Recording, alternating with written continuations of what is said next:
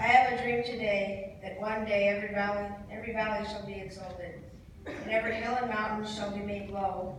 The rough places will be made plain, and the crooked places will be made straight. And the glory of the Lord shall be revealed, and all flesh shall see it together. This is our hope, and this is the faith that I will go back to the south with. With this faith, we will be able to hew out of the mountain of despair and the stone of hope. With this faith, we will be able to transform the jangling discords of our nation into a beautiful symphony of brotherhood. With this faith, we will be able to work together, to pray together, struggle together, to go to jail together, stand up for freedom together, knowing that we one day will be free. And this will be the day when all of God's children will be able to sing the new meaning. My country, 'tis in peace, sweet land of liberty, with thee I sing. Land where my fathers died, land of the pilgrim's pride, from every mountainside let freedom ring. And if America is to be a great nation, this must become true.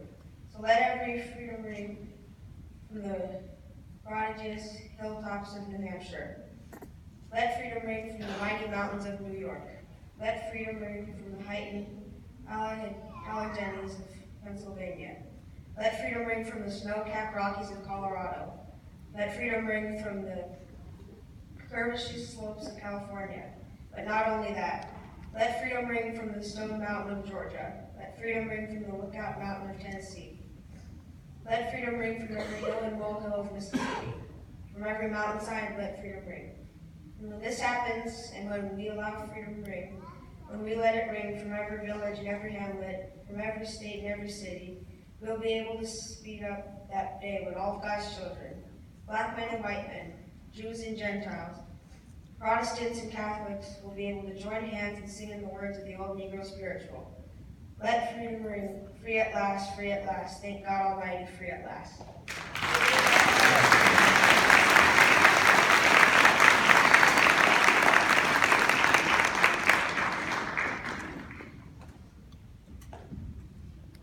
My sons didn't know they were speaking today, just so you know. But I'm very fortunate to come from an ancient culture, a 4,000-year-old culture, in fact. And it is that 4,000-year-old culture that has prepared us in this space today. You see, I'm not even supposed to be here standing in front of you. In case you haven't noticed, I'm a Pacific Islander man. And we live in a country, and we live in a state where Pacific Islander men, like many African American men, like many Latinos, like many American Indians, and like many poor whites, people with no money, are denied the equity and access that they need to be able to achieve in their education. And Congressman Heck, I'll tell you, if it were not for that lady to your left there, Violetta Teresa Nicholas, I would not have ever gone to college. You see, I moved from Guam to Carter Lake and McCord Air Force Base. When I moved here in 1986, our area code was 206, young people. We didn't even have a 253. And I can tell you right now, from Mrs. Hill to Mrs. Hurt to Mrs. Povolka to Mrs. Howman to Mr. Whitson to Mr. Cowan to Mr. Chapman, Mrs. Chapman, to Mrs. Haynes, to Mr. Arnold Myers, to Mrs. Evelyn Jackson. It is, in fact, those teachers, combined with my mother and my late father, that planted the seed to bring out the warrior that you see in front of you. I also went to the quote-unquote ghetto school. I went to Woodbrook Junior High School in Tiller. And I say ghetto, not to crack a joke, but to dispel myths and rumors. You see, young people, when you live in a town that is humble, when you live in a neighborhood where people are working hard every day just to survive, sometimes they will call you a ghetto. If you live in a town or in a city or in a part of town where people are not wealthy and don't have a lot of money, sometimes people will be ignorant and call you ghetto. And I'm here to tell you, my young nephews and nieces, that you don't have to listen to any of those negative energies that you may face someday. You see, my mama told me, son, growing up here in Tacoma and Lakewood is the greatest gift God could have ever given us. Because this city looks like the earth. And you see, there are some people who live in different parts of America where everyone comes from the same language, culture, and religion. And there's nothing wrong with that. But what's missing is the full story and the full picture of the very real question: where are you from? How did you get here? I went from Woodbridge Junior High, where I used to be a not-so-focused student. And I'll tell you what, part of the reason I wasn't focused, and I have to be honest, is because I don't think many of my teachers saw my potential. You see, they were fine with us playing football. They sure love it when we play basketball. And I'll tell you what, at the assemblies, they sure wanted us to get up there. No, tell me, yeah. And they were ready for us to perform and entertain them. But when it came time to mathematics, our culture was absent. When it came time to science, our culture was not welcome and included. And in fact, even in the history books, we were not able, from kindergarten to the 12th grade, to ever truly, really be told that we belong here in this country. And I left Woodbrook with a chip on my shoulder. I got that chip in the 9th grade when I went up to sign up to run for ASB, because I wanted to be like my big brother. When I got there to the principal's office, he discouraged me. He said, Michael, I understand you're playing sports right now. I think that's going to be a little much. So I went home and told my mama, I'm not running. My mama said, yeah, right, we're going to see. My mama went to Lakewood Mall, because it wasn't even the town center yet. Lakewood Mall, for all you OGs in Lakewood, you know what I'm talking about. She bought the hello stickers that said, vote for Michael Tuncap. Mama, how many stickers did you write that day, Mama? Way too many. I had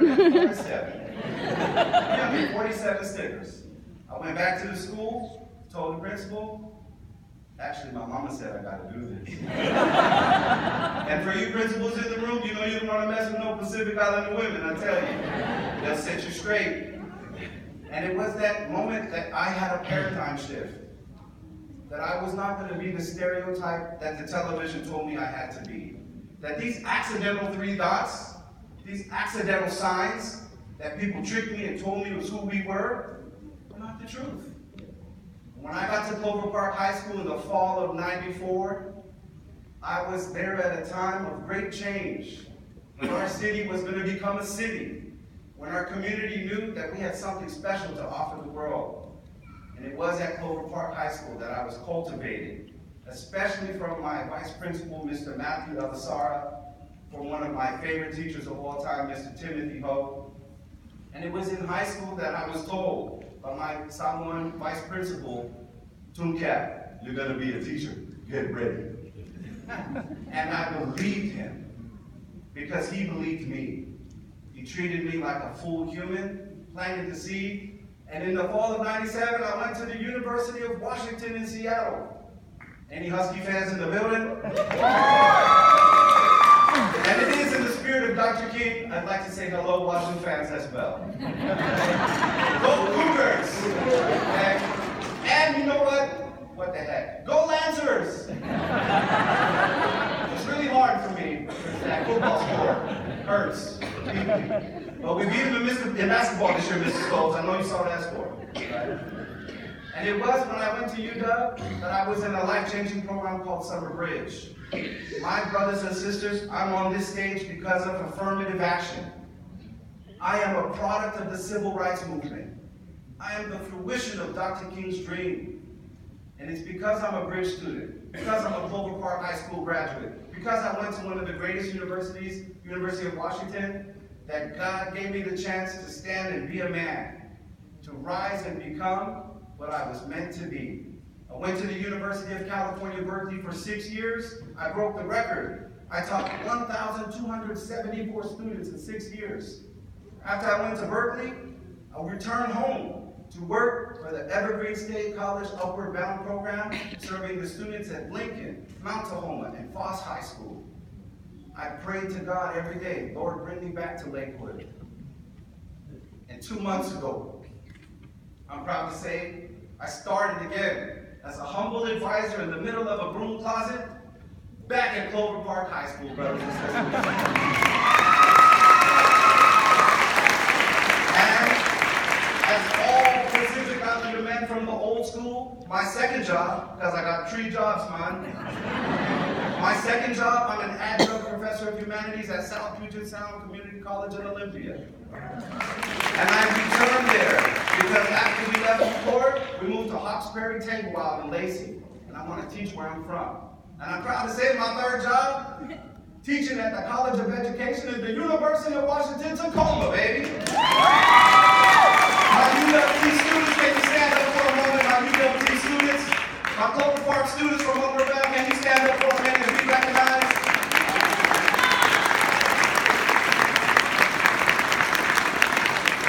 Thank you.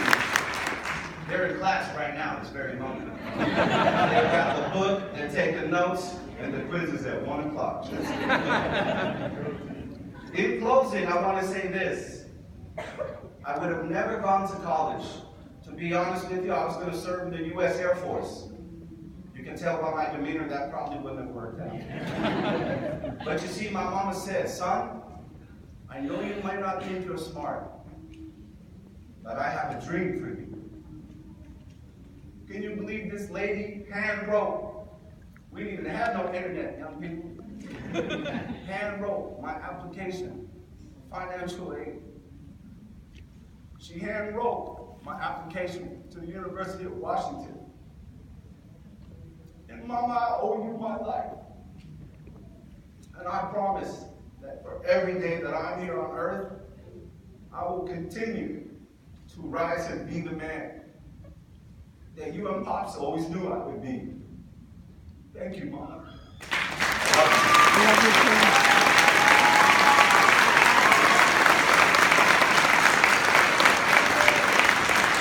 Before I got up here, my wife said, don't you cry now.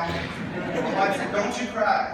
You know, your wife's supposed to be like, it's okay, not my wife. She's part Hawaiian, German, Filipino. She don't play that. By the way, young men in the room, don't ever talk crazy to your wife, or she will slap you 3 consecutive times in the face until you realize that you are not thinking right. Okay? Don't listen to your friends. Last thing in closing, I want to ask you to sing a song with me. I know we sang our anthems, I know we said our Pledge of Allegiance, and in closing, I want to teach you an old school song. I'm going to sing it for you shortly, and then we'll do a call and response. I'll say the verse, and I'll say your turn, and you just repeat back what you hear. Sound good? Like to hear it? Here it go. Way, wa, hey, wa. Hey, way, wa, wa, hey. This is for those Stilica, those Nisqually, those Puyallup, those Duwamish that were here before. Every single one of us. First verse, I'll do it again and I'll say your turn. We need the beat. Everybody ready? Here's the beat, here's the drum. It's called your heartbeat. Take your hand like this.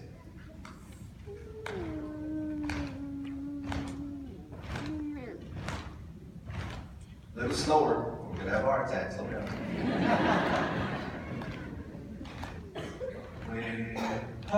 Here you are. Your turn.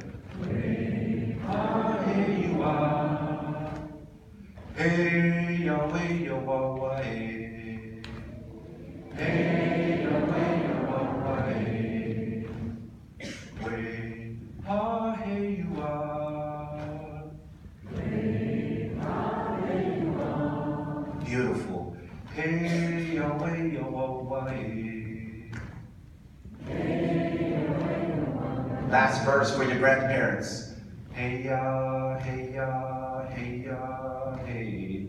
Hey ya, hey ya, hey ya, hey. Hey ya, hey ya, hey ya, hey. Hey ya, hey ya, hey ya, hey. Lakewood, stand up, look to your neighbor left to right, give him a hug, and say, we all family. I have your grandson in my class. Elijah is one of my students, and I didn't know he was going to be here today. That's so awesome. And it's funny because he really didn't know that they didn't know they were going to speak. I want a hug from Mama. Aww. Thank you. And I Thank want you. a hug from Baby. I voted for you too. Most days I'm very I'm a Clover grateful. Park school teacher. Oh, what do you teach? I teach English language arts. What level? So that's great.